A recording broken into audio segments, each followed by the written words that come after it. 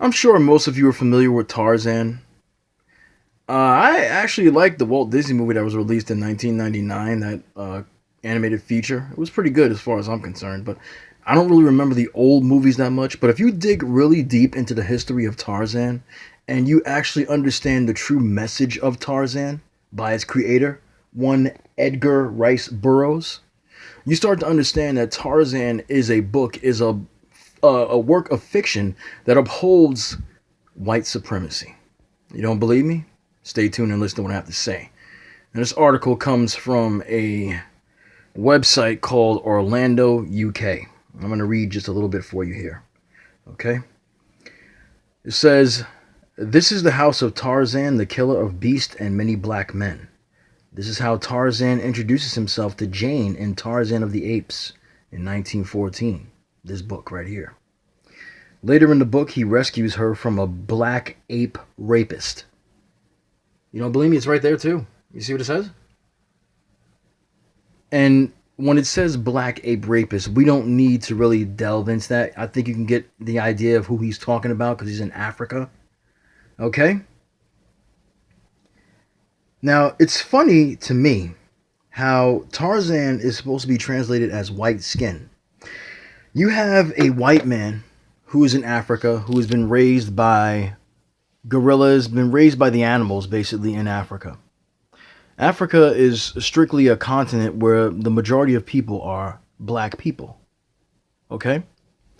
But you have this man, this white man, calling himself the king of the jungle and killing the black men in Africa while defending all the white people that are traveling there to steal the resources or whatever they're doing at that present time. It's amazing to me. It really is. And even in the movies of Tarzan back in the old days that they talked about, because I haven't seen them, they made the black characters look absolutely stupid. They made them look like fools, complete morons. Made them look like they don't know what the hell they're doing or what's going on. Like they're oblivious to what's happening. And this man is in their country, in their continent, and he is running the whole show. It's amazing to me. The article goes on to say that this one white man was stronger and faster than the natives of the land. The natives of the land being the Africans themselves. He also had the ability to speak to the animals, a skill which the local Africans did not have. Tarzan embodied the traits of a comic superhero long before the appearance of Superman. He wrestles with lions, crocodiles, and gorillas with his bare hands, okay? But the guy that created him believed in white supremacy. He believed in the fact that the white man was superior to any other man on this planet, and that's why he created this particular white man in this particular setting of people as superior to them in their own land. Edgar Rice Burroughs was extremely proud of his nearly pure Saxon lineage. Now, you know what that means when I say lineage and Anglo-Saxon. Anglo-Saxon is like pure white blood, okay? And I don't have any problem with anybody being, very happy with who they are. But we know what white supremacy stands for as black people, okay?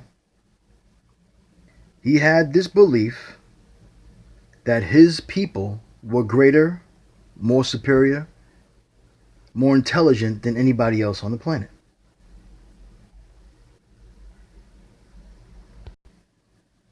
Like most white people, this man believed that Africa was a land full of dark savages. Dark meaning the people, the women, and the men. But of course, they take the women but kill the men. Okay? And there are many books of Tarzan's where Tarzan is fighting black men, killing them. There's even a book where Tarzan was fighting a black man and saving a black African woman. But Tarzan never had any intimate feelings for this African woman. They just wanted to show that he was even more superior to the black man in front of his woman. Now, I know that a lot of us don't know these things because we don't bother to research, but I'm a comic book fan and I research shit about racism and I research shit about other things as well. And this coming up is just another pure example of how white supremacy rears its ugly head, not only in our times, and this was a long time ago, but still in our times now, but also in our literature. A lot in our literature. And children were reading these books. White children. They even broadcast the old television shows from the 40s and 50s, and as well as the movies, on television in Jamaica as well as Africa. And what do you think that these little Jamaican and African kids thought about that? It sent a very negative image and a negative message to those children and to the rest of the people. Now, I'm not going to lie to you people. Like I said in the beginning of this video, I rather enjoyed the Tarzan Walt Disney animated feature. I enjoyed it so much that when the actual TV series based on this particular animated feature came out, I watched that as well. Because a lot of Disney movies did get television shows after, if they were popular. Little Mermaid got one. Aladdin, which is one of my favorites, got one as well. But the thing that Disney did to make this particular animated feature work, it was still set in Africa. But while you have all these lions, tigers, and everything else in the jungle, they completely removed black people from the picture. The actual natives that live in Africa, you know, those people, they completely took them out of the picture and didn't put them in there at all. Some people were saying they could have easily, I know that they don't like doing this because they're doing this with the Little Mermaid now, you know, but a lot of people suggested that they could have made Tarzan black and made Jane black. But Disney has this thing where they don't like to have romances with African American couples.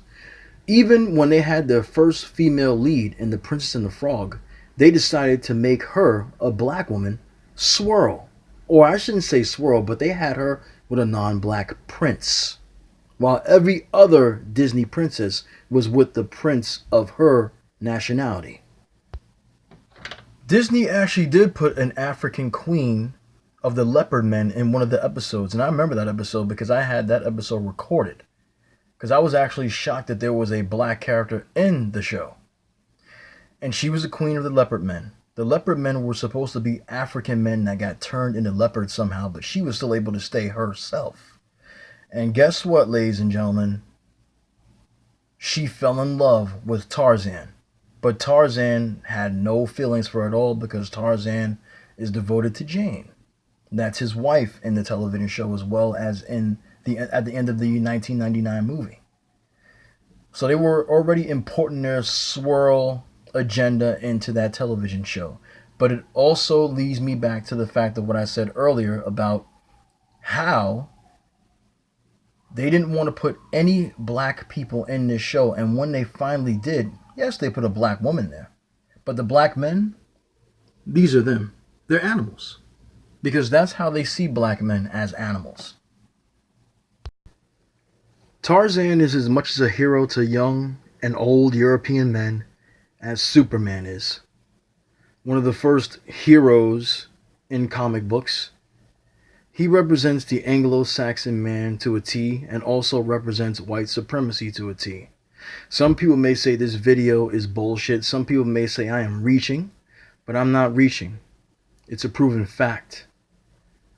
The author, creator himself, believed in white supremacy.